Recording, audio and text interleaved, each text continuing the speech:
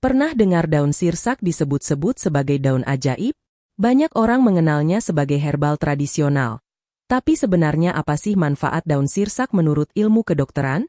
Di video ini kita bahas secara lengkap dan berimbang, mulai dari kandungan daun sirsak, manfaatnya bagi kesehatan, sering digunakan untuk membantu keluhan apa saja, cara mengonsumsinya dengan aman, sampai penjelasan medis yang penting untuk kamu tahu. Daun sirsak atau Annona muricata mengandung berbagai senyawa aktif yang menarik perhatian peneliti. Di dalamnya terdapat acetogenins, flavonoid, alkaloid, tanin, serta vitamin C dan beberapa mineral. Acetogenins adalah senyawa khas daun sirsak yang memiliki aktivitas biologis kuat, termasuk sifat antioksidan dan sitotoksik terhadap sel tertentu dalam penelitian laboratorium.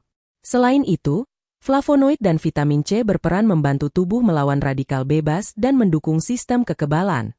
Salah satu manfaat daun sirsak yang paling sering dibicarakan adalah potensinya dalam membantu melawan peradangan dan infeksi.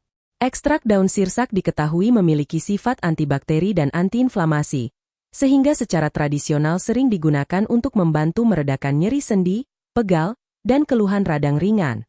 Beberapa orang juga memanfaatkannya untuk membantu menurunkan demam dan meningkatkan daya tahan tubuh. Daun sirsak juga kerap digunakan untuk membantu mengontrol tekanan darah. Kandungan senyawa aktif di dalamnya dipercaya memiliki efek vasodilatasi ringan, yaitu membantu melebarkan pembuluh darah, sehingga aliran darah menjadi lebih lancar.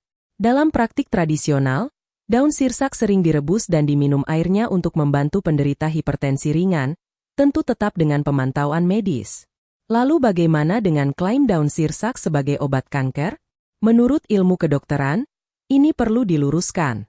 Penelitian laboratorium dan uji pada hewan menunjukkan bahwa acetogenins dalam daun sirsak memiliki efek menghambat pertumbuhan sel kanker tertentu. Namun hingga saat ini, bukti klinis pada manusia masih terbatas dan belum cukup untuk menyatakan daun sirsak sebagai obat kanker. Dokter menegaskan bahwa daun sirsak tidak boleh menggantikan terapi medis seperti kemoterapi, operasi, atau radioterapi. Daun sirsak juga sering dimanfaatkan untuk membantu mengontrol kadar gula darah. Beberapa penelitian awal menunjukkan bahwa ekstrak daun sirsak dapat membantu menurunkan kadar gula darah dengan meningkatkan sensitivitas insulin.